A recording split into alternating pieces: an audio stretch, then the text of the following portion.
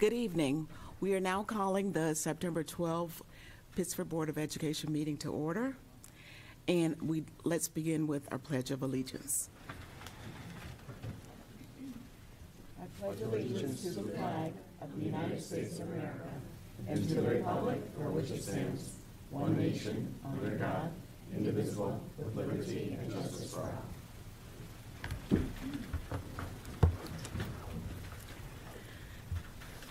Thank you. Please join us in a moment of silence for those loved ones who were lost on September 11. As you know, yesterday marked the 22nd year of that 9/11 terrorist attack on the World Trade Center, the Pentagon, and the United Airlines Flight 93. We especially remember Todd Polino, a Minden High School graduate who passed away in one of the Twin Towers. Todd was an academic All-American for the Minden soccer team.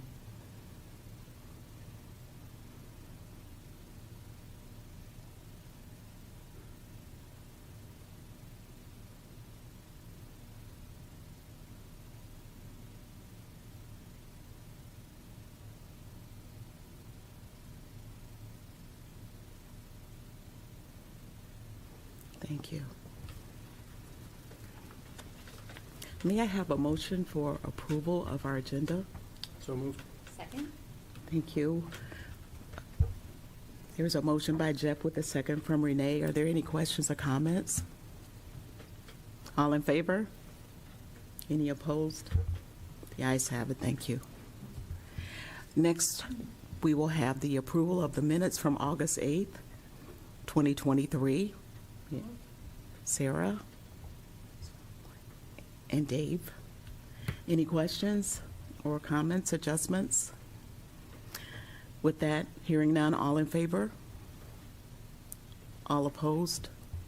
There's one abstention. Yep. Renee. And the motion carries. Thank you. So next we will have Board of Education reports. And we've been very busy with the beginning of our Monroe County School Boards Association meetings, and many of us have attended those in our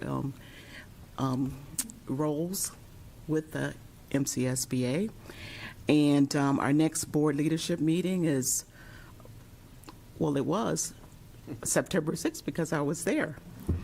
And the big takeaway from that is please RSVP to all MIXPA meetings, and that was the big takeaway. Also, please go to the website, and there will be updates over the summer, and make sure that you're able to go in and interact with your individual committee work. Next, we will have the next executive committee meeting will be October 11th. Information Exchange Committee is coming up, and we have our own superintendent presenting on tomorrow, I believe. Yes, it's tomorrow, September 13th. That's exciting.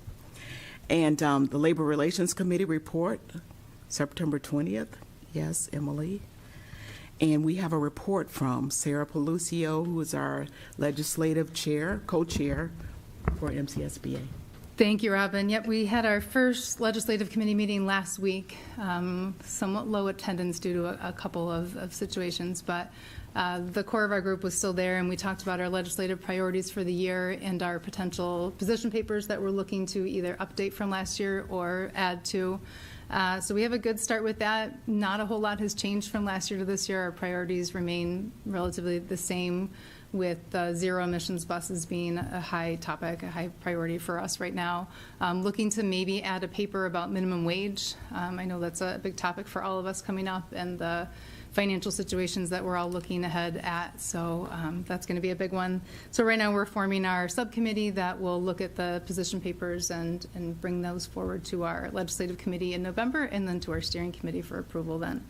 Also some dates that I just wanted to mention. I know Deb passed out our calendar, updated MCSBA calendar today, but just to highlight for you, in December we'll have our Advocacy Zoom Day. It's listed on the calendar actually as Monday the 6th, but in fact, that's Monday the 4th of December. So I will get that corrected, and we'll have a new copy of this at our next meeting, I'm sure. But pay attention to that day, and I will send out more information about that. We've also got our legislative breakfast, which is February 3rd this year. It's a Saturday. In the past, it's always been at Doubletree. Big joke last year that we didn't have any heat in the building, so we have a new location. It'll be at Shadow Lake, so something to look forward to there. Nice change of venue. And then in March, following the NISCUS conference in Albany, we're looking to have, probably it's going to be a one-day trip to Albany for us this year. We would like to have it on that Tuesday to overlap with the superintendents. It's going to depend on the legislative session calendar, which we don't expect to have until probably the end of November. So waiting on that. And other than that, just a couple things from the MCSBA office. We've had a couple of meetings in the past month or so. We met with Senator Cooney. I know I shared my report with everyone there. That was such a great meeting. We're really looking forward to having a relationship with him at the county level this year. And then yesterday we sat down with Congressman Morelli and talked a little bit about the hot topics that he is dealing with as far as education goes. So possibly something to look into there as far as our efforts with the zero emissions transportation, but we're working on that and going to see what comes of that. But as far as the universal meals, which has been a big priority for him, and also school safety, two huge topics that he has not seen much progress on either of those right now. So unfortunate to hear that, but hopefully we'll be hearing some things from our state legislators that we work with this year. And that's about it. Thank you. Thank you so much, Sarah. And also, we'll have the steering committee meeting in November. So, upcoming dates to remember. September 25, the schools will be closed for Yom Kippur. October 5th, we have a Board of Education visit, a tour of Thornell Road Elementary School, and by show of hands, can I see who can attend? Thank you so much. We appreciate that. And on October 6th, the schools are closed for Superintendent's Conference Day. October 9th, the schools are closed for Columbus Day, Indigenous Peoples Day. And on October 17th is our next regularly scheduled meeting. So next we will have a financial report from Mr. Vespi. All right, thank you very much. For your consideration is an update to a corrective action letter that is now 2 years old. And the technicality, once it was reviewed, is that the corrective action letter was dated prior to the report. So this is just a very technical aspect in terms of a date, and then it needs reapproval by the Board of Education, and then we'll submit it to the state. So is there a motion to approve the amendment to the corrective action letter? Second. There's a motion from Renee with a second from Kim. Are there any questions? Hearing none, all in favor? All opposed? The ayes have it. Thank you. All right, next for your consideration is a budget transfer request. I know it's early in the year. We tried to budget the categories for paraprofessionals by location due to the federal report, actually, that we have to submit in December. And there's been a lot of movement in that area and some additions, and so we need to transfer money in between those codes, so we need the latitude to do that. Thank you. Is there a motion to accept the budget transfer report? David and Jeff, second. Are there any questions or comments? Hearing none, all in favor? All opposed? The ayes have it. Thank you.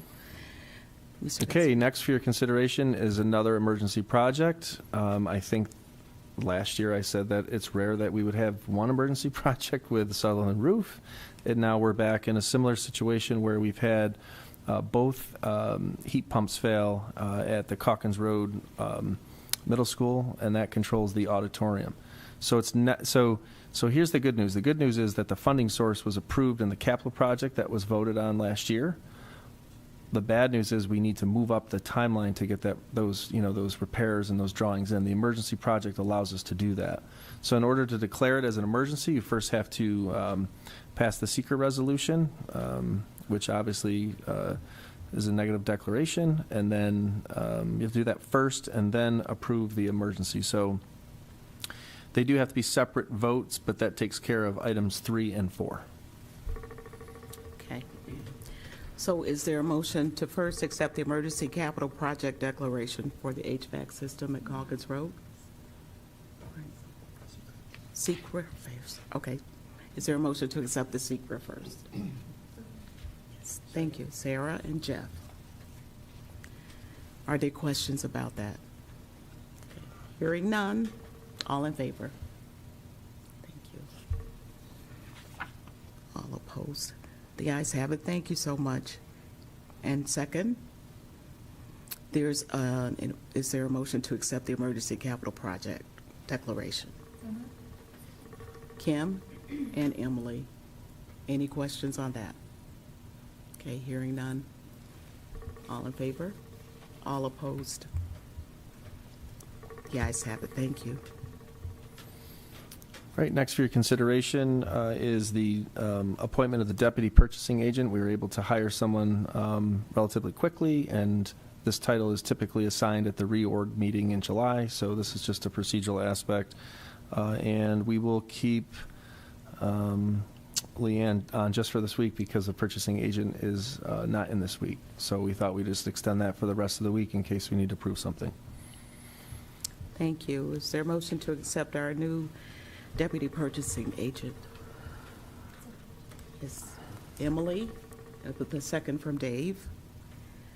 Are there any questions? Hearing none, all in favor? All opposed? The motion carries. Thank you. All right, thank you. Next is for your consideration is just a declaration of surplus equipment as part of our replacement plan and purchases over the summer. So we'll surplus this equipment, and some of it will go to auction, and some of it will just be disposed of. Thank you. You've seen the pictures and the report of the surplus equipment. Is there a motion to accept? Renee and Sarah, are there any questions? All in favor? All opposed? The ayes have it. Thank you. Finally.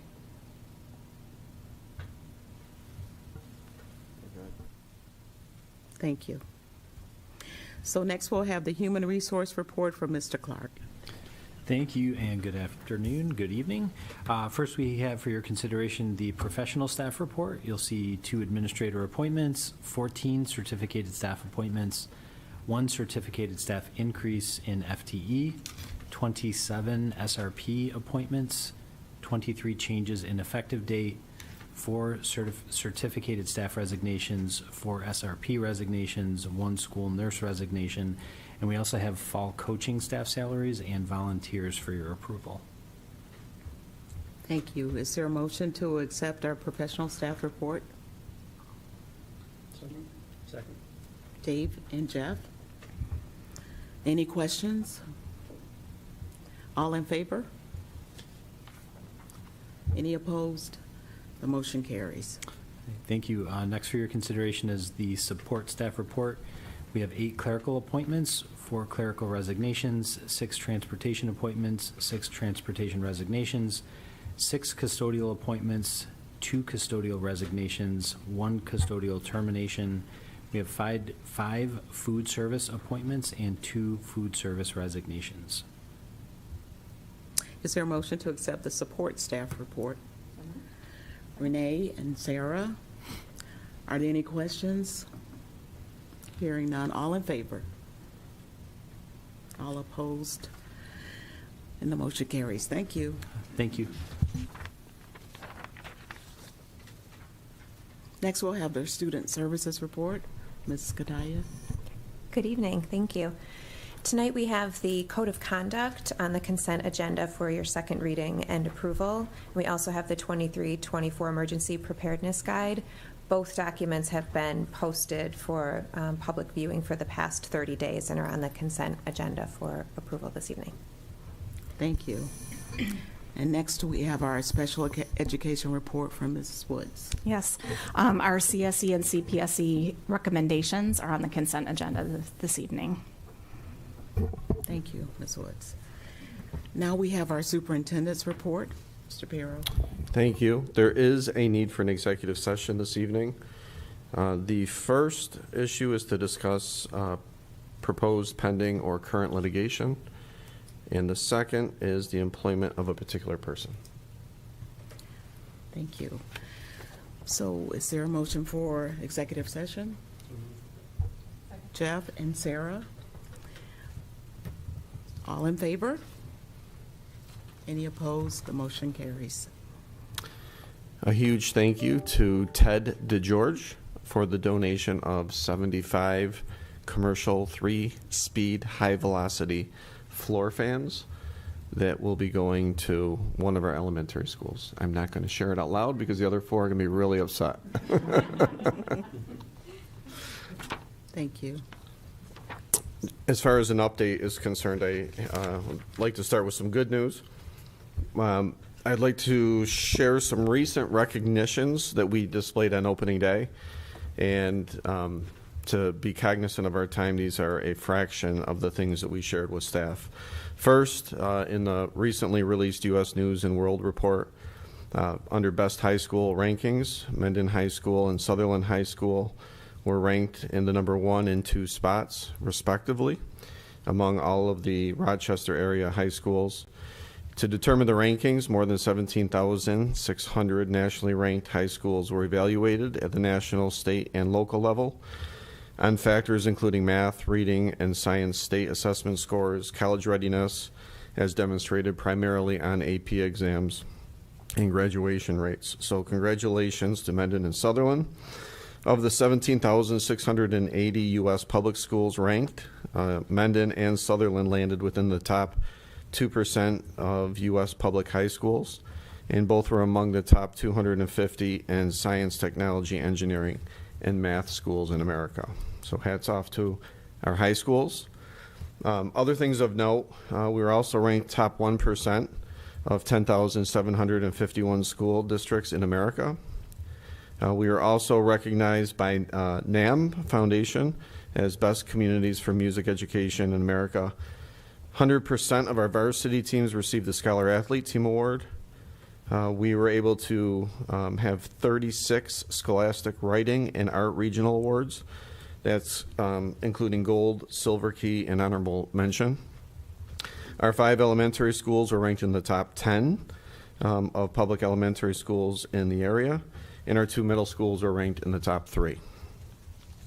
Building off this great news, our student behavior has been great as we start this new year.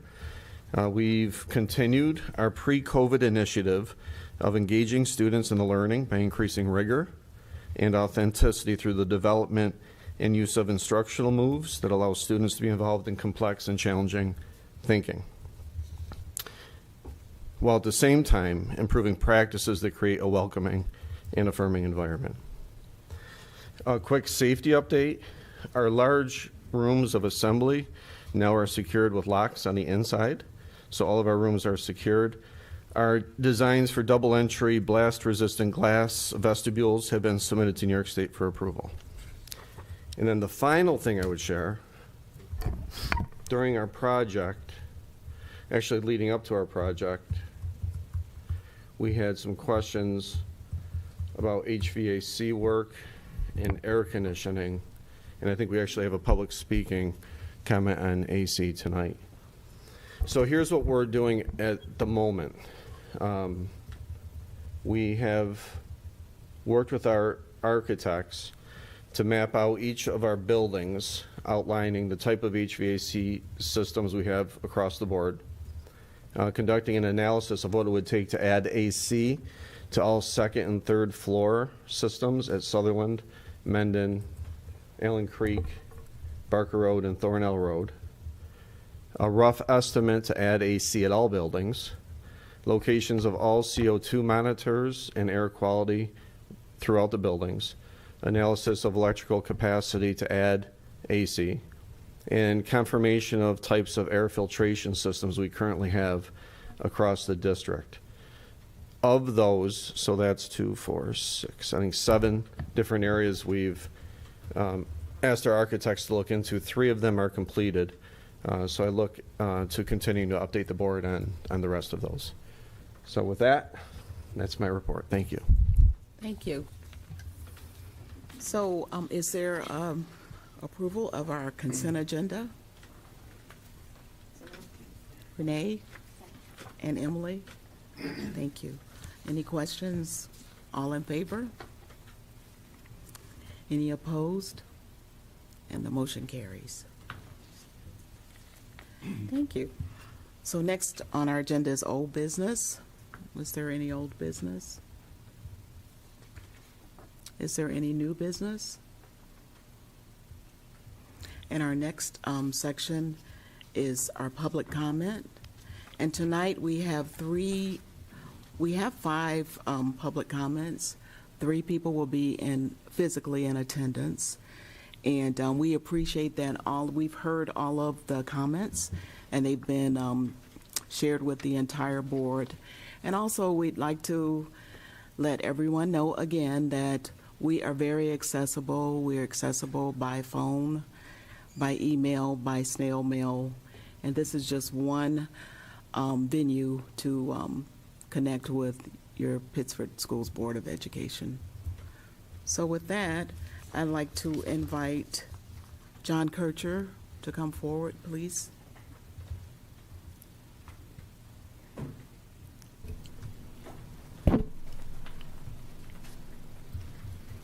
Thanks for having me.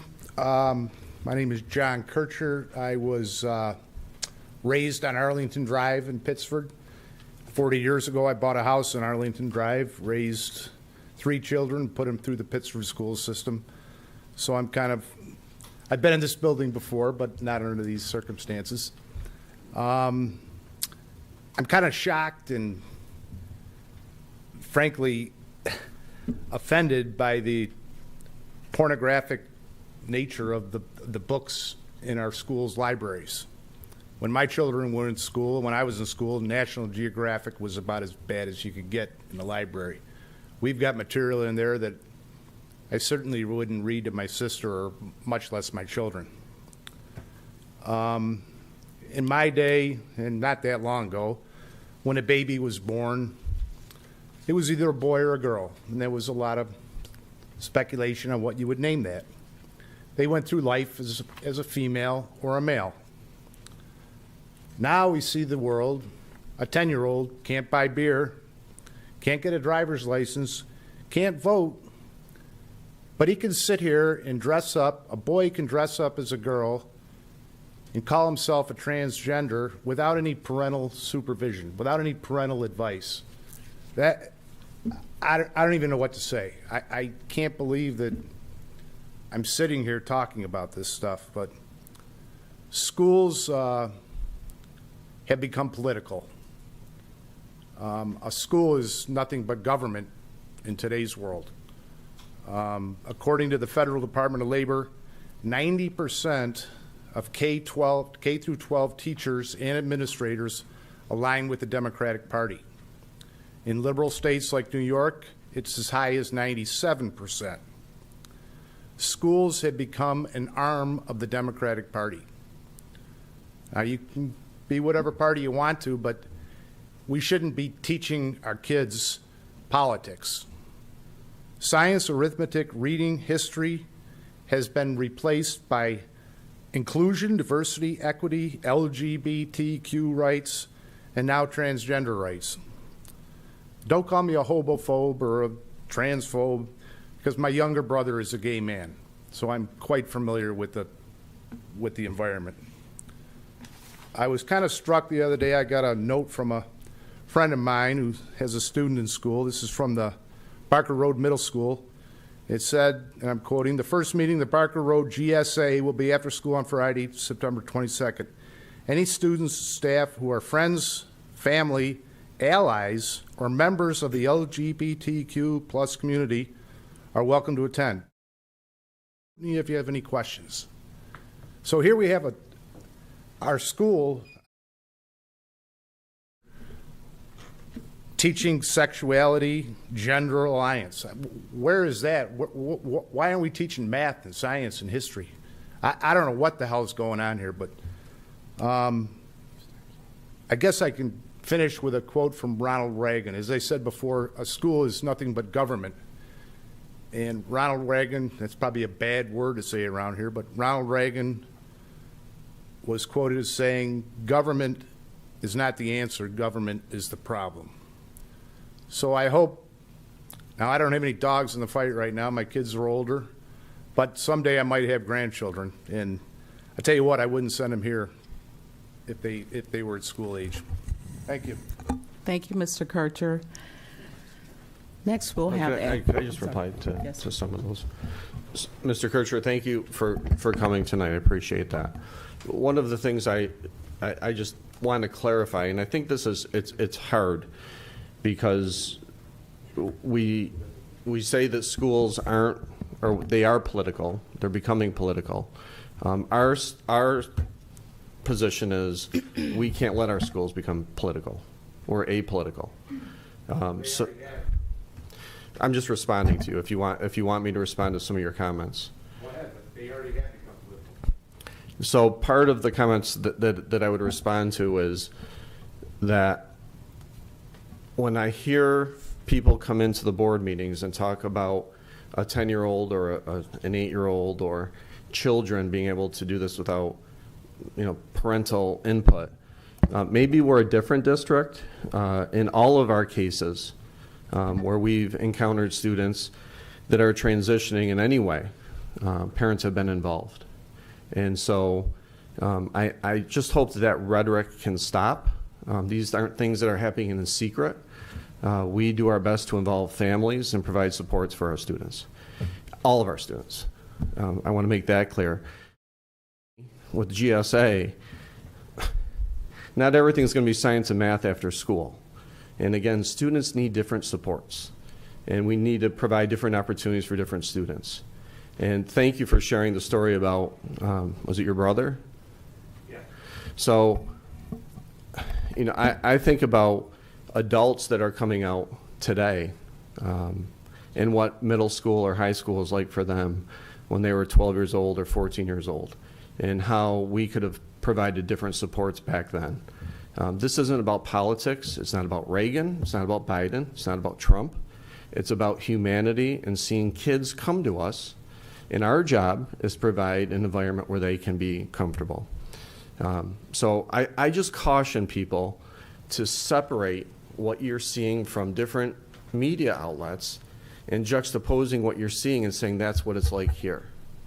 We are compassionate. I like to say level-headed, open-minded organization that will do everything that we can to help our kids and help our families. I want to thank you again for coming tonight. I've been to a couple other school board meetings, and there was more discussion on diversity and inclusion and LGBT than there was on math, science, and I'm just trying to figure out. I get it. 90% of the people that are part of that community are more important than the 97% that are not part of it. It's interesting, isn't it? Because in our business, everything's important. Math is important, science is important, English is important, depression is important, making sure kids are feeling included is important, how we can improve is important. It's all important. It's part of our business. Our nurses and our well-being of our students is important.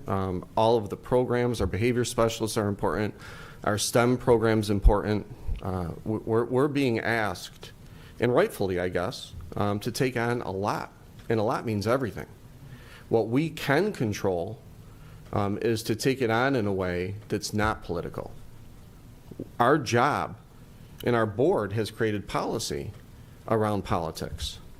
We are an apolitical organization. We are a student-first organization. Thank you. Thank you. I'd like to ask Angela Wilkes to come forward at this time.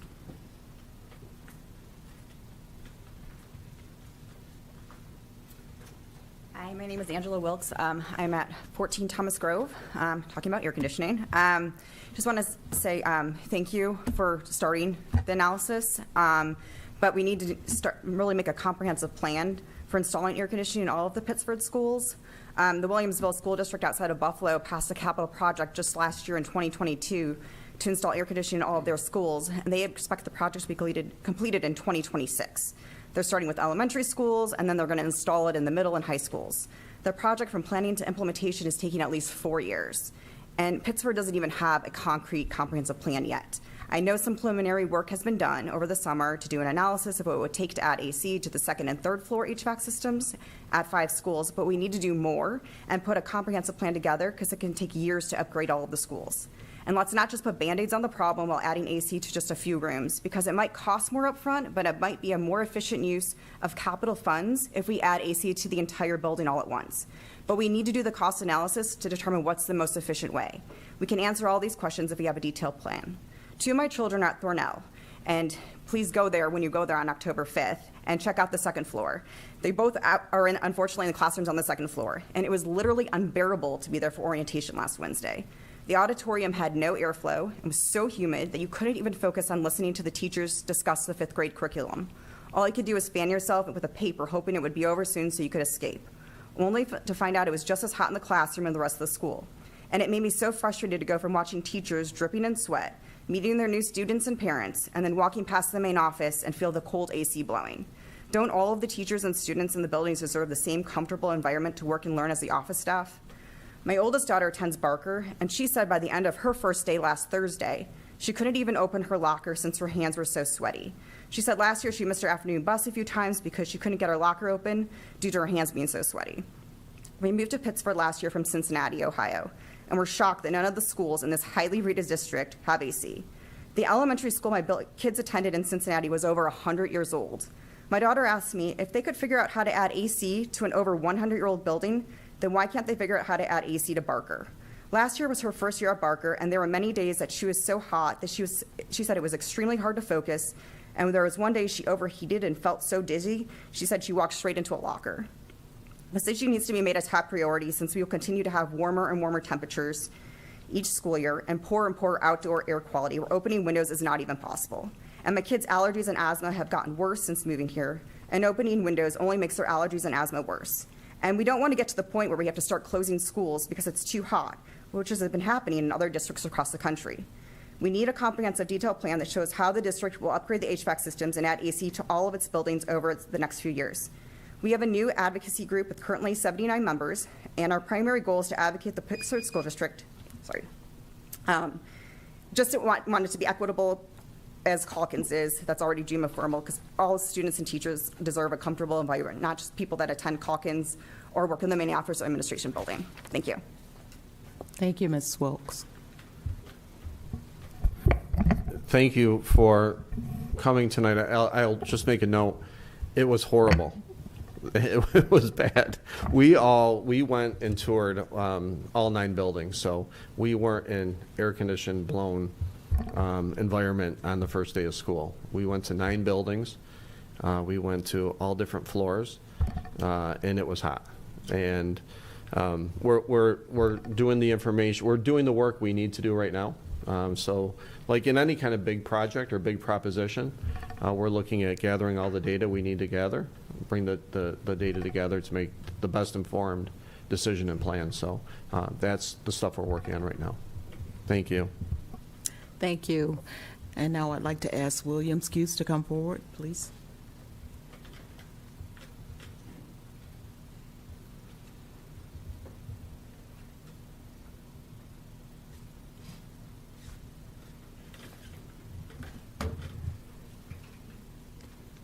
I'd like to clarify something. When I speak at the Board of Education meetings, I am addressing the members of the Board of Education, not your employee.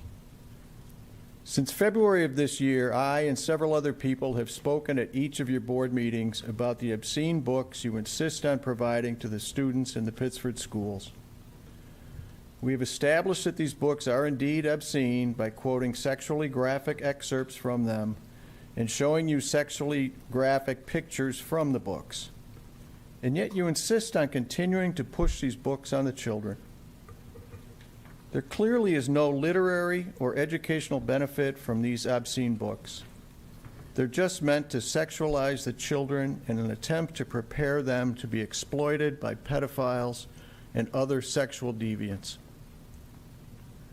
Is this the legacy you want to leave your own children?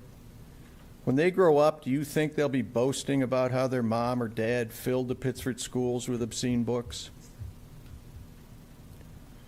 Now, I have a difficult issue to address. It's difficult for me to speak about this because I know some of the people affected, and they are very good people. A few weeks ago, there was an arrest of a Pittsford resident who was a middle school teacher in another school district. He's charged with communicating with students who are minors via the internet and providing sexually graphic pictures to them. I'd like to know how this is different from what you are doing to the thousands of minor students in the Pittsford schools. Your policies are a pedophile's dream. You start sexualizing children in kindergarten under the guise of inclusivity and acceptance. The sexualization gets more and more intense as the children work their way through the various grades. By the time they reach middle school, they have had years of sexualization. Then they are assigned to a quote-unquote trusted adult. These people have access to these children all day without parental involvement. How long until there is an arrest in the Pittsford schools of a teacher or staff member for the inappropriate criminal involvement with a student? Thank you, Mr. Skews. I'm sorry.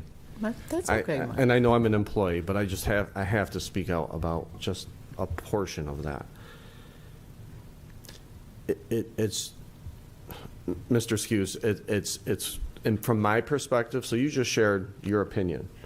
From my perspective, it's what you shared is just warped as far as the work we're doing with a trusted adult. So making a connection that our students in a real complicated world shouldn't have a trusted adult to turn to So in school, our students need a trusted adult to turn to. And in every profession, you're going to find exceptions to the rule that you just shared. In our school district, our students need to feel comfortable with our staff and our teachers, and they do.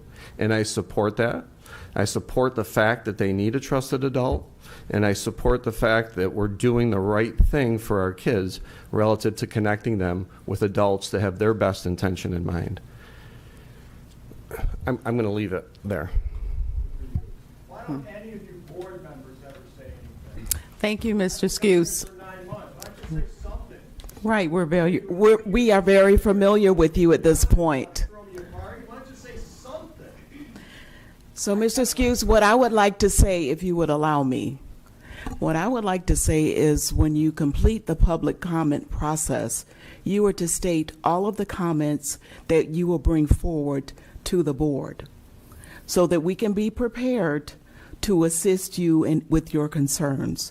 And also we can be prepared for knowing that we have young adults and children viewing these meetings also, that we would be prepared for that also and be mindful of that. So some of your comments are extra and highly inflammatory. However, we hear you each time. 9 months, and we welcome you to come next month. Thank you. At this point, is there a call for adjournment? Thank you, Sarah and Renee. All in favor? All opposed? Thank you.